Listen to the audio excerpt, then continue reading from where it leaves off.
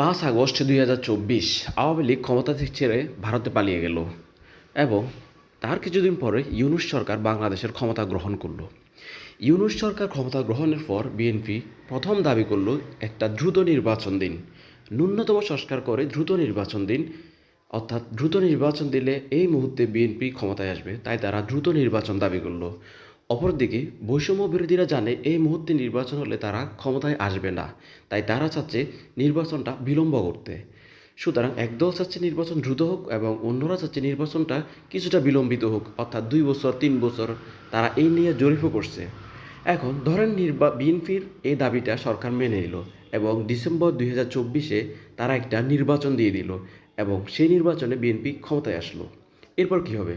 BNP 2024-এর ডিসেম্বরে ক্ষমতায় আসার পর মাত্র 1.5 মাসের মাথায় আজকে কুয়েটের এই ঘটনা ঘটল।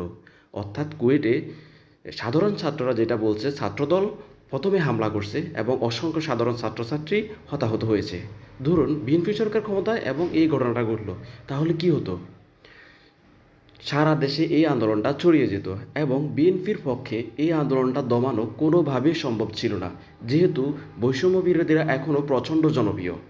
সুতরাং আমার এই মুহূর্তে মনে হচ্ছে বিএনপির উচিত দ্রুত নির্বাচনের দাবি না করা, কারণ নির্বাচন যত দ্রুত হবে তত তারা ক্ষমতায় আসবে, কিন্তু তারা এই ক্ষমতা দীর্ঘায়িত করতে পারবে না, কারণ বাইরের যে বিরোধী পক্ষ থাকবে, বৈষম্য বিরোধী ছাত্ররা, তারা প্রচণ্ড জনপ্রিয় এই মুহূর্তে।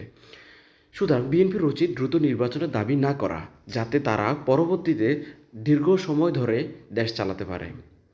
আবার এইদিকে বৈষম্য বিরোধীদের উচিত দ্রুত নির্বাচনের দাবি করা, যাতে দ্রুত নির্বাচন হলে বিএনপি ক্ষমতায় আসে এবং জনগণ যাতে দেখতে পারে যে বিএনপি এবং আওয়ামী লীগ একই, যাতে তারা আন্দোলনের মাধ্যমে বিএনপিকেও ক্ষমতা থেকে সরিয়ে দিতে পারে।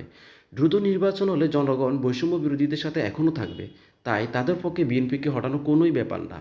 এই জন্য বৈষম্য বিরোধীদের উচিত দ্রুত নির্বাচন দাবি করা এবং বিএনপির উচিত নির্বাচনটা কমপক্ষে 2 থেকে 3 বছর পরে দাবি করা। এরই মধ্যে যাতে বৈষম্য বিরোধীর অনেকগুলো গ্রুপ হবে, উপগ্রুপ হবে, অভ্যন্তরীণ কোন্দল হবে এবং এই বৈষম্য বিরোধীরা একসময় হারিয়ে যাবে।